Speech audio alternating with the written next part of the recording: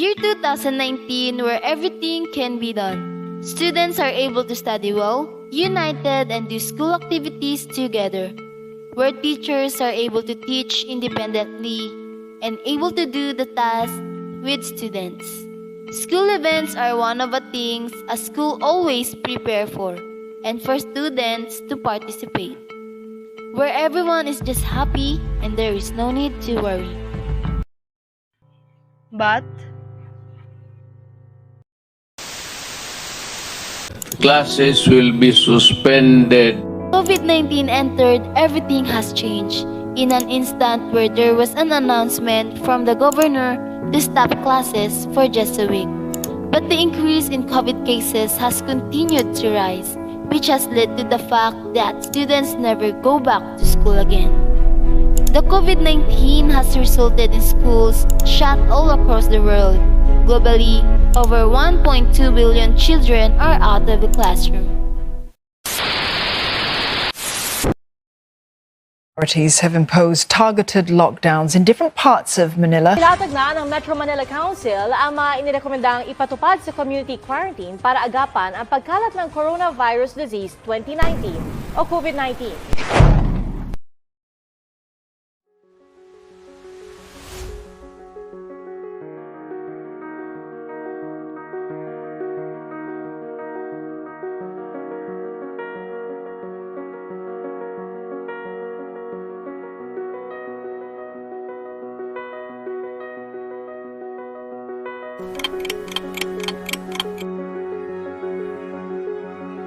As a result, education has changed dramatically with a distinctive rise of e-learning, whereby teaching is undertaken remotely and on digital platforms.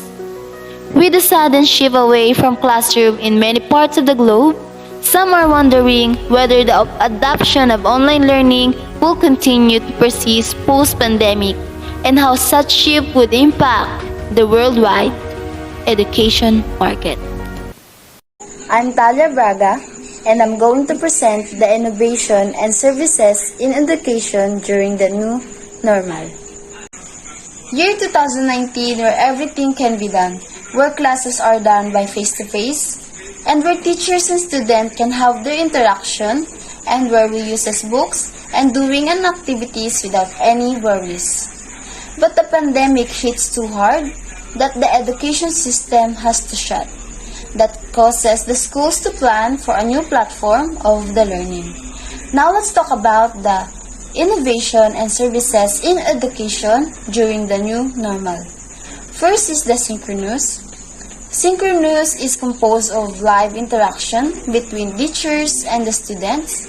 It also has instant messaging, of course, video conferencing, while the asynchronous is completing homeworks or activity in a certain place or time, online courses, and of course, email. Next is the internet or data. The internet or data, it has a role major, especially right now, during the new normal in education. It helps the student or teachers make connections that lead to insight and improvement. Next is the e-learning trends. A learning system based on formalized teaching but with the help of electronic resources, it is known as e-learning. E-learning can also be called network-enabled transfer of skills and knowledge and deliver a large of recipients at the same and or different times. Next is the changing nature of the study, from face-to-face classes to online classes. Next is the digital textbook. It is the digital book or what we call e-book intended to serve as the text for a class, or it is an example of PDF that you can download. Next is the modules. Ito po yung mga non-print or printed paper that give guide to both teachers and learners, and also use of self-learning modules. lastly, the online apps, which is composed po yan ng Zoom, Google Meet, and the G-Class. Yan po yung mga new platform na ginagamit ngayon sa education system. Every challenge is an opportunity, they say. Thinking about the impact of the coronavirus and the kinds of tools and services that could be focused on ensuring the students don't miss a beat in their learning. Sa pamamagitan po ng panibagong innovation and services during new normal sa education ay makakatulong ito sa mga estudyante na mag-move forward pa rin sa kanilang educational journey no matter what situation is it. While we are upset sa pandemic na po ito, we can and we must overcome it since meron na po tayong mga new platform na plano po ng education system. Then, the education system has a advice to the governments. First is to prioritize education in the first place of emergency responses with immediate effect and to include education in their COVID-19 response policies. Second is to dedicate appropriate resources, financial and technical, to ensure the right to free, quality public education for all is maintained during the COVID-19 crisis. Third is to increase funding and support the education in crisis to a minimum 4.2% of emergency assistance in line with its needs. And lastly, to minimize the pressure on teachers, schools, and school system that remain open or volunteer to offer extra support. Thank you for listening. Now let's proceed to the next reporter. Hi, I'm Laika Marisa Apilado, the second reporter, and now I discuss to you the next topic, which is the education industry in distribution strategy during pandemic. So, the Department of Education implement a new learning materials, which is the LCP or Learning Continuity Plan for the public schools and private schools in the Philippines. It's a major response to protect the health and safety ng mga learners and teachers, pati na rin ng mga school personnel. So, Learning Continuity Plan has a different learning modality. First is yung distance learning. So, it occurs between teachers and learners who are geographically separated to each other during classes. It means, hindi sila magkakasama sa school. Particularly, nasa kani-kanilang bahay sila na nagkaklase through the use of internet, technology, and online platforms. Since ang distance learning is more on gagamit talaga tayo ng technologies and internet accessibility or yung online class mismo, there's a big obstacle dito. May hindi sumang-ayon kasi paano naman yung mga walang capacity na mag-online class? Dahil wala naman silang sapat na pera or budget, yung iba ay nasa poor families. So, yung distance learning is nagkaroon ng two major parts, which is the modular and online distance learning. So, modular distance learning. So, it involves individualized instruction by using self-learning modules in print or digital format. It has an advantage for the students na walang capacity in online class. Kasi kahit papano, makakapagpatuloy pa rin sila sa pag-aaral. Di ba dati sa face-to-face class, when it comes to discussion, you can understand more the lessons because you can access the information from the instructors. Sa MDL kasi, more on self-study ang mga learners and answering textbooks or modules na lang. So, naka-include dito yung learning resources, which is the textbooks, learning materials, activity sheets that provided by the schools for the learners. So, paano pa binibigay yung mga modules sa students? So, school personnel or assistants shall deliver the printed module to the learners' residence ng under ng MDL modality sa bahay mismo ng mga learners.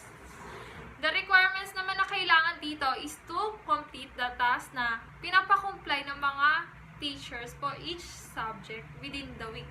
Kaya yung delivery ng module dito is tambakan. So, let's proceed to online distance learning. So, teachers and learners encouraging active participation through the use of various technology access via internet that separated from each other during classes. Opposite naman ito sa modular. Because sa online distance learning, learners and instructors are required to access internet connection and use technology or gadgets like smartphones, laptop, or PCs. Nang face-to-face class pa, students are not allowed to use cellphones or smartphones sa loob ng classroom. Ngayon, dahil nasa distance learning na tayo, allowed na siya na gamitin. Kasi required na ito for online class. So, yung online distance learning has two types, which is the synchronous activities and asynchronous activities. So, synchronous activities tayo.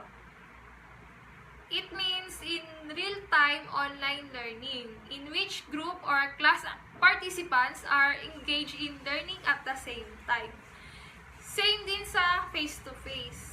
Sa parehong oras or real time din. Pero ang difference lang nila is sa mismong classroom nagaganap yung face-to-face class. May actual discussion. Samantala, dito sa synchronous is gumagamit na tayo ng online platforms like Google Meet and Zoom for online. Live interaction between the teachers and students. Also, when it comes pag may recitation, students shall be active orally in the class. In ODL, teacher and students shall use the online platforms like Google Classroom, Google Meet, Zoom, and social media like Facebook. Depende sa mga instructors kung ano yung gusto nilang gamitin na platforms for this course or subject. Then, pag-attend ng class meeting, teacher shall send the Google link or Zoom links in a group chat or Google Classroom. So, naka-include dito yung virtual classroom, yung Google Classroom and Google Meet or Zoom mismo. Instant messaging, it allows you to chat in real time to use of chat box sa Google Meet or group chat sa Messenger. Video conferencing and live webinars. So, as you can see in the picture, video conferencing is a live video based on between the two or more people in different location using devices that transmitted to media text and presentation in real time to the internet. Sa live webinar naman, commonly used din sa education kapag may mga events sa school through online. Nagsasagawa sila nito mostly sa mga college level. Maraming gumagawa na webinars dito sa panahon ngayon. Tapos, yung theme or topic nila is related sa courses nila. So, let's proceed to asynchronous. So, opposite naman siya sa synchronous. There's no real-time online learning, no live interaction between teachers and students, and complete courses in a certain place of time. Ito yung gagawa ka na ng activities or assignment through online. Anytime, pwede kang gumawa ng requirements hanggat hindi pa dumadating yung deadlines. So, participants can learn in their own time and schedule. May free time sila. So, asynchronous includes online courses, pre-recorded videos, and email. And online courses is the opportunity also to get to know other students by a syllabus, chat, or email about the upcoming tasks, lessons, and activities na gagawin nila. Even sa date of exam, sineset na nila for the preparations. Watching pre-recorded videos naman, if ever na malos yung internet connection, yung teachers, they are able to upload a pre-recorded videos in Google Classroom or even sa mga Facebook groups, sa online platforms. Ang advantage naman dito is yung students are free to watch this video in a certain time and place. If ever na may clarification about sa topic and may hindi naintindihan, pwede nilang i-rewatch ulit yun. So, let's move to another learning modalities, which is yung blended learning. A learning delivery with any combination of online, modular distance learning, and TV radio-based instruction. Actually, pati na rin ang face-to-face classes. But limited lang kasi kailangan nating i-ensure yung social distancing. Some schools, especially the university and colleges like sa UP, De La Salle, and sa Ateneo de Manila, and so on, must be allowed in face-to-face class. But hindi lahat. Sa mga ibang course lang ng need ng face-to-face interaction dahil sa course requirements. Like sa medical technology or sa nursing kasi hindi na mag-laboratory. Sa chemistry, engineering, and so on. In blended learning, meron din silang another modality maliban sa modular and online distance learning, which is ang TV radio-based instruction. Asset learning modules transformed to television-based and converted to radio script for radio-based instruction. Actually, di siya familiarized for now, but sinasagawa din tong modalities, especially sa ibang public schools and elementary schools, sa ALS, and advantage din para sa mga students na may disabilities.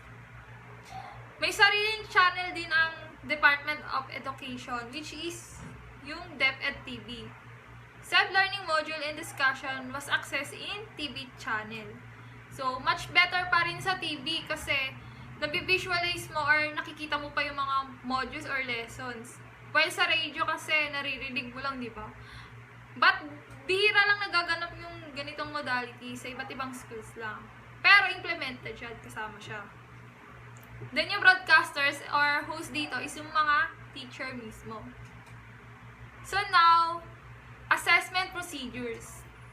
Percent in each component, written work, performance task, and exam, requires the percentage in grading system. So, naka-include yung tatlong component na to. So, the passing grade in elementary and high school is 75% pa rin. Same lang sa face-to-face class. As in, mas makompleto mo yung activities mo, yung and performance task. Sa college naman, same pa rin naman yung percentage, yung passing grade. 70% to equivalent to 3. Ang pinakamataas na rate dito is yung examination pa rin.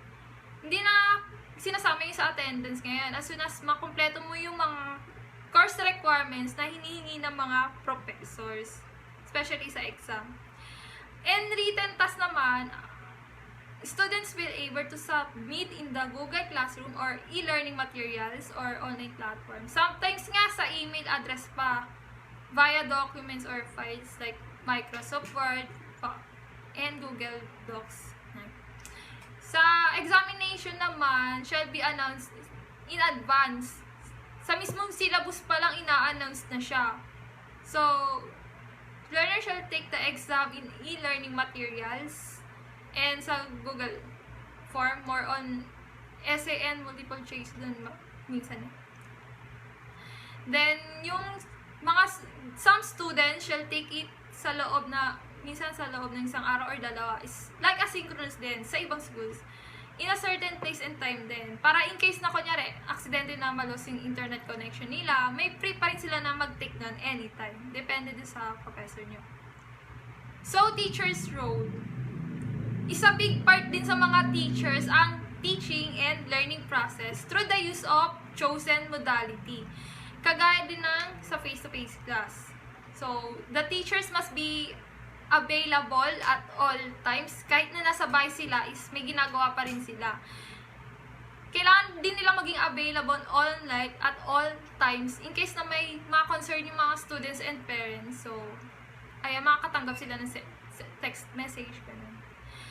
Learner's role naman. So, learners need to adapt this kind of learning materials. Kailangan na nilang masanay sa ganitong sistema ng education dahil nga nasa pandemic tayo. Parents' role also. So, is addressed right away during the implementation of new learning mode through a consultation session. Hindi rin kasi nagiging maganda ang kinalalabasan ng learning materials sa mga ibang students. Minsan may times na nagka-comes up sila sa anxiety, sa depression, kasi hindi nila kinakaya yung bagong learning sistema ng edukasyon. So, need ng mga students yung guide and consultation from their parents para supportahan sila. Communication plan. Yan. It is important na meron tayong communication sa isa't isa. So, there are 3 forms of communication in e-learning communities. First is yung content-related communication. Very essential to, like sa face-to-face class. Students shall be asked questions or sharing information and ideas to their instructor or sa classmates. So, task planning naman. So, students shall be produce an assignment and activities. So, need nila mag-collab to each other, especially pag may mga groupings.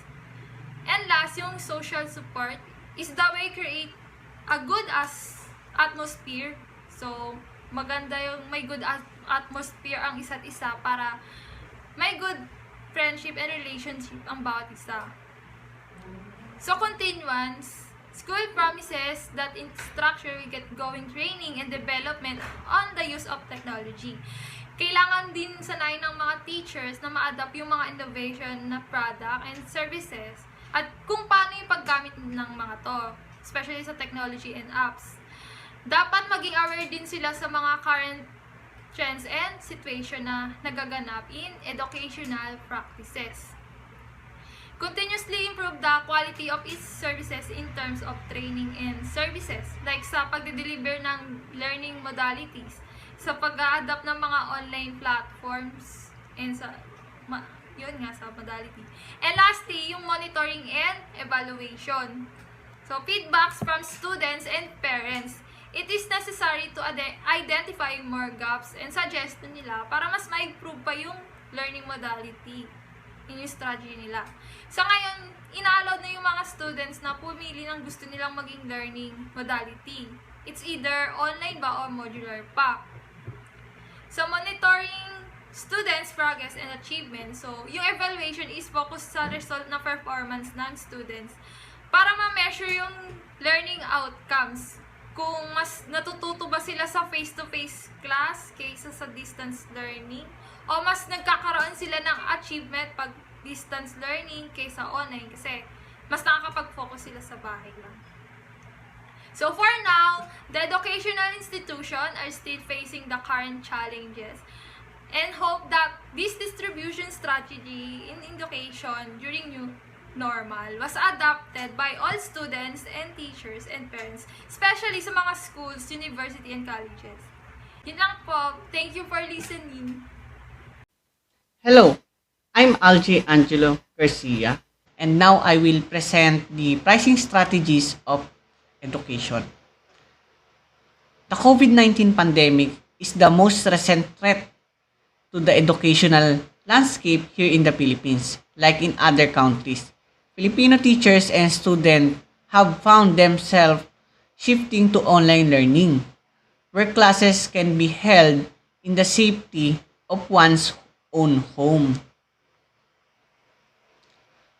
You might think that tuition fees in the Philippines have decreased because they are not physically attending school, and instead of attending in school, they are taking distance learning or online learning classes at home during pandemic.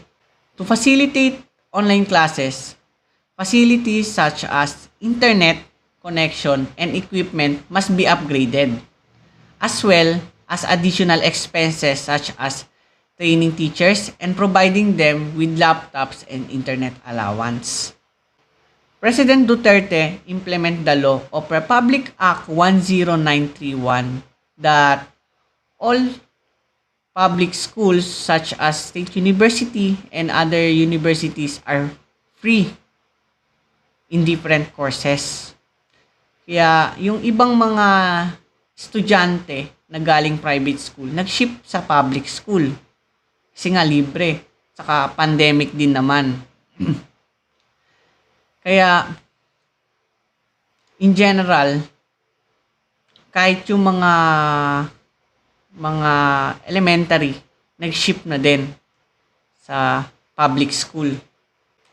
And now, this is the list includes of public school.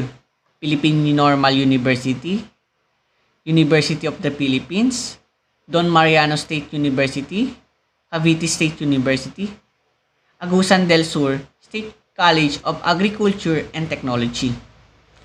Since more than 250,000 students from private school transferred to public school during the pandemic, tuition fees in private school system are likely to rise to complete for their losses. But this is the advantages of private school. Private school are better facilities than the public school. Before pandemic, private school provided their classroom have fully air conditioned and have a maintenance personnel such as janitors and cleaners to make their classroom more better than public school. Many private schools also have a computer equipment set aside from each student to facilitate digital learning. But now, pandemic, their facilities are more better pa din. Kasi nga, mas high-tech sila. Kasi minsan sa public school kasi, mga delay yung mga grades pag ina-upload. Sa private school naman, mas advanced. Wala masyadong lag pag nag-a-access ka sa mga website nila. Yun yung pinagkaiba. Especially sa mga medicine student naman, meron silang mga provided na technology para mas madali nilang maintindihan yung mga tinuturo. And this is the 2021 tuition fees in the Philippines. In grade school, it costs 25,000 to 100,000, but it depends on school. In high school and senior high school, it range 40,000 to 150,000. In college level naman, it costs 70,000 to 250,000. And this is the cost of college education in the Philippines during 2019. In Ateneo de Manila University, it costs 180,000 to 200,000. In De La Salle University, it costs 200,000 to 230,000. In UST, it costs 120,000 to 150,000. In Mapua University, it costs 160,000 to 200,000. In San Beda University, it costs 150,000 to 160,000. And this is the annual cost of tuition fee. And next, this is the 2020 to 2021 school year tuition fees on top universities in the Philippines. This is the UST, Adamson University, De La Salle University, Manila. And this is the annually cost of tuition. In Ateneo de Manila, it costs 170,000 to 190,000. In De La Salle University, it costs 200,000 to 230,000. In UP, it's free because it is the public school. In UST naman, it costs 100,000 to 150,000. In Mapua University, it costs 180,000 to 300,000. And in San Beda University, it costs 145,000 to 210,000. But this is the list of enrolled students school year 2019 to 2020 and the list of enrolled students from school year 2020 to 2021. As you can see, during school year 2019 to 2020 in Ilocos region, the students enrolled have 1,291,071. But in 2020, in 2021, it's 970,372. At nagbawas siya ng 24.8%. Saka ganun din sa ibang lugar. Medyo malaki talaga yung binawas. Gaya sa Cagayan, bumaba siya ng 15%. Sa Central Luzon naman, bumaba siya ng 22.8%. Kaya yung ibang lugar, bumaba yung mga list ng enrollees kasi nga yung mga magulang hindi kaya i-provide yung mga equipment sa online. Kaya mas pinili na lang nila na itigil muna yung anak nila sa ngayong school year. Saka medyo mahirap din kasi yung distance learning.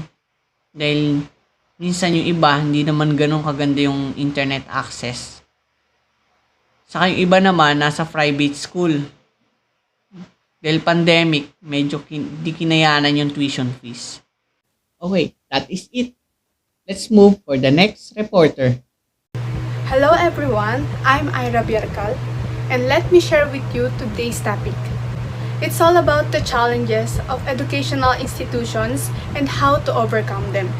I believe we are all familiar with the word COVID-19.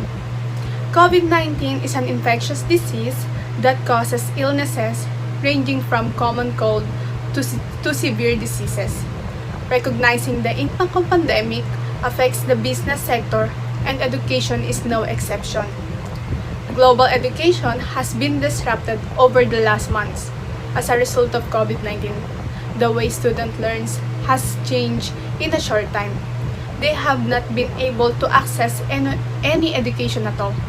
In response to significant demand, the institution considers sustainable methods to increase sales by improving promotional strategies. And here are some promotional strategies during a crisis. The first one is creating quality educational videos. Engaging in video content and publishing it online can reach your target audience.